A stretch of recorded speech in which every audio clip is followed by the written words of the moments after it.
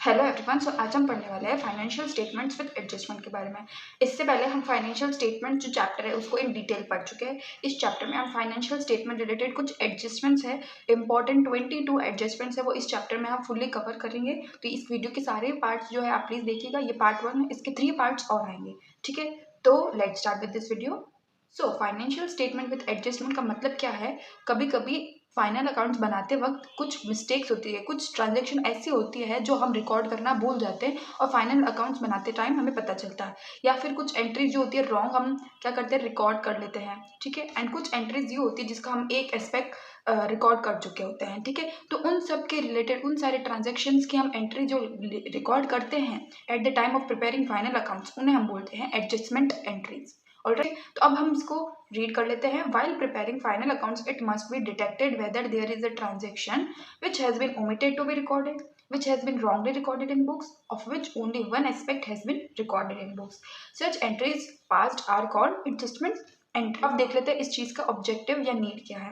Ascertain the true net profit और net loss of the business, यानी अगर कुछ एडजस्टमेंट्स है वो अभी तक फाइनल अकाउंट्स में नहीं हुए, हमारे बुक्स में कुछ रॉन्ग चीजें, तो हमारा ट्रू और नेट प्रॉफिट या नेट लॉस नहीं आएगा। तो true net profit net loss निकालने के लिए हमें करना बहुत इंपॉर्टेंट है। सिमिलरली हमारी ट्रू फाइनेंशियल पोजीशन दिखाने के लिए भी it is very necessary to make a record of the transaction omitted, जो ट्रांजेक्शन छूट गई उसे रिकॉर्ड करना, and to rectify the errors committed, जो मिस्टेक्स हो चुकी है उसे सही करने के लिए, to record such expenses which has been accrued but not paid. Very important, ऐसे एक्सपेंस को रिकॉर्ड करना जो ड्यू तो हो चुके हैं, यानी उनकी पेमेंट डेट ड्यू डेट तो आ चुकी है लेकिन हमने पे नहीं किया। फॉर एग्जाम्पल मंथ की फर्स्ट डेट को हम सैलरी देते थे लेकिन हम देना भूल गए, एक तो ड्यू तो हो गई लेकिन हमने पे नहीं किए। तो ऐसे एक्सपेंसेस को रिकॉर्ड करने के लिए, तो record such income which has been accrued but not receive, ऐसी इनकम को रिकॉर्ड करने के लिए जो हम अक्रूड तो हो गई, यानी सेम ड्यू तो हो गई, हमारे इनकम रिसीवेबल तो हो गई है लेकिन हमें रिसीव नहीं हुई है, उसे क्या बोलते हैं, अक्रूड इनकम।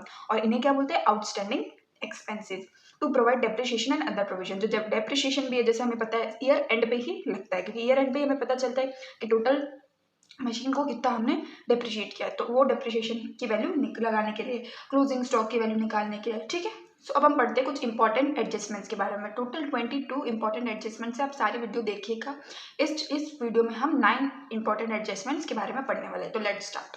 तो बहुत इजीली हम इसको समझ लेंगे। सबसे पहला है क्लोजिंग स्टॉक। ठीक है, क्लोजिंग स्टॉक क्या होता है, जो साल के एंड में जो स्टॉक सेल नहीं होता है उसे हम क्या बोलते हैं, क्लोजिंग स्टॉक। हमेशा ध्यान रखिएगा, क्लोजिंग स्टॉक जो है हमेशा जो लेस मतलब लोअर कॉस्ट पे हम रिकॉर्ड करेंगे। जैसे हमारे पास मार्केट रियलाइजेबल वैल्यू है 50,000 और बुक वैल्यू है 25,000, तो हम किस पे रिकॉर्ड करेंगे, 25,000 पे।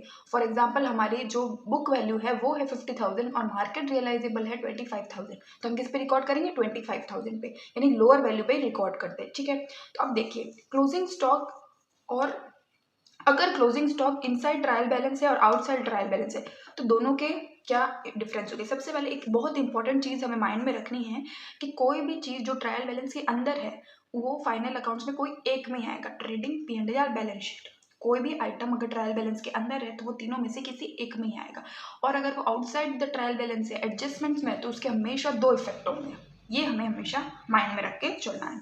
तो क्लोजिंग स्टॉक अगर inside the trial balance given है तो उसकी एंट्री कहाँ होगी, सिर्फ बैलेंस शीट में एसेट साइड इसे शो करेंगे। ठीक है, और अगर आउटसाइड ट्रायल बैलेंस है तो 2 इफेक्ट होंगे, बैलेंस शीट में asset side as closing stock दिखेगा और ट्रायल बैलेंस में क्रेडिट साइड होगा बाय क्लोजिंग स्टॉक, जिसकी एंट्री क्या बन जाएगी, closing stock account debit to trading account. Alright, next adjustment क्या है, आउटस्टैंडिंग एक्सपेंसेस। क्या पढ़ा था, ड्यू बट नॉट पेड, हमने ड्यू हो चुके हैं लेकिन हमने पे नहीं किए हैं। ठीक है, तो अगर ट्रायल बैलेंस के अंदर है तो इसका मतलब हमने ये एंट्री कर ली। एंट्री क्या थी, expense account debit to outstanding expense. अगर ट्रायल बैलेंस के अंदर है आउटस्टैंडिंग एक्सपेंस तो हमें सिर्फ बैलेंस शीट के लाइबिलिटीज साइड में से शो करना है। ठीक है, बैलेंस शीट के लाइबिलिटीज साइड में शो करना है। लेकिन अगर आउटसाइड ट्रायल बैलेंस है तो कहाँ होगा, बैलेंस शीट के लाइबिलिटी साइड तो होगा ही लेकिन और कहाँ आएगा, अब उस एक्सपेंस के नेचर के ऊपर डिपेंड है। अगर वो फैक्टर एक्सपेंस है तो ट्रेडिंग अकाउंट में आएगा, और अगर ऑफिस एक्सपेंस है तो पी&एल अकाउंट में आएगा। ठीक है, फॉर एग्जांपल अगर आउटस्टैंडिंग वेजेस है तो ट्रेडिंग में आएगा, आउटस्टैंडिंग सैलरीज है तो पी&एल में आएगा।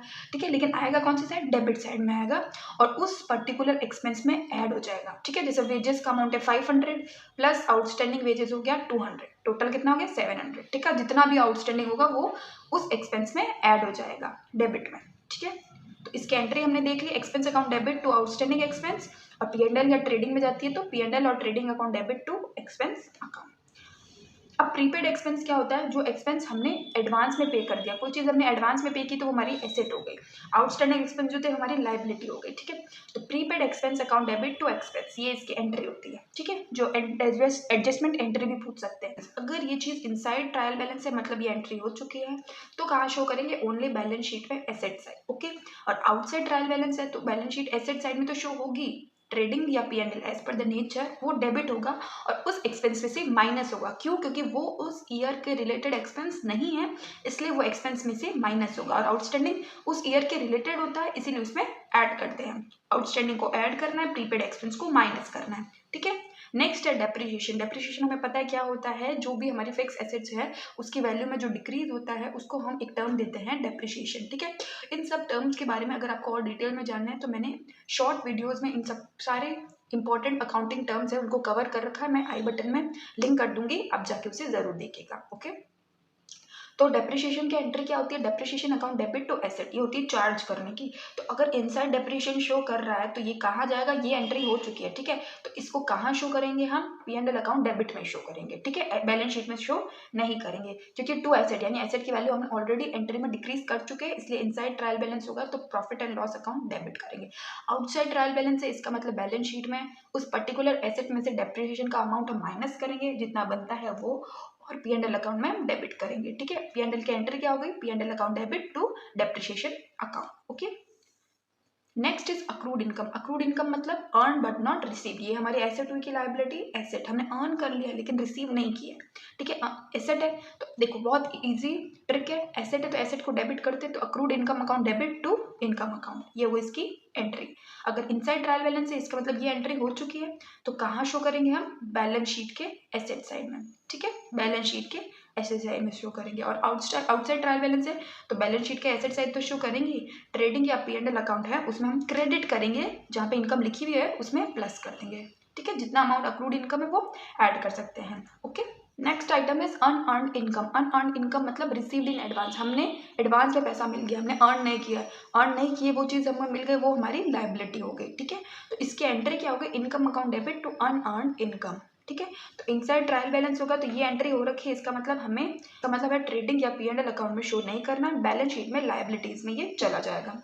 आउटसाइड ट्रायल बैलेंस है तो बैलेंस शीट लाइबिलिटीज में तो जाएगा ही, अब as per it's nature trading account या P&L अकाउंट में क्रेडिट में ये उस इनकम से माइनस हो जाएगा, ठीक है। फॉर एग्जाम्पल अनअर्न्ड हमारी सैलरी है, ठीक है, सैलरी है तो हमारी टोटल हमको सैलरी जो है मिली है 15,000, 15,000 में से 2,000 वो है वो नेक्स्ट ईयर की है, तो 15,000 में से माइनस कर देंगे अनअर्न्ड सैलरी 2,000 और फाइनल अमाउंट होगा 13,000, ओके। अब है इंटरेस्ट ऑन कैपिटल, जो कैपिटल ओनर ने इन्वेस्ट किया उसके ऊपर कुछ परसेंटेज इंटरेस्ट फर्म जो होती है वो कैपिटल अकाउंट में क्रेडिट कर देती है, ठीक है। तो ये जो है वो फर्म के पॉइंट ऑफ व्यू से एक्सपेंस है, तो इसकी एंट्री क्या होती है, interest on capital account debit to capital account. अगर ये इनसाइड ट्रायल बैलेंस शो कर रहा है यानी कैपिटल अकाउंट में इंक्रीमेंट कर चुका है, तो बैलेंस शीट में से हमें नहीं दिखाना है, बैलेंस शीट में नहीं दिखाना है, वो ऑलरेडी एडजस्टमेंट हो चुका है। कहाँ दिखाना है, P&L अकाउंट के डेबिट में, एक्सपेंस शो करने के लिए। आउटसाइड ट्रायल बैलेंस है मतलब ये एंट्री नहीं हो रखी है, ओके।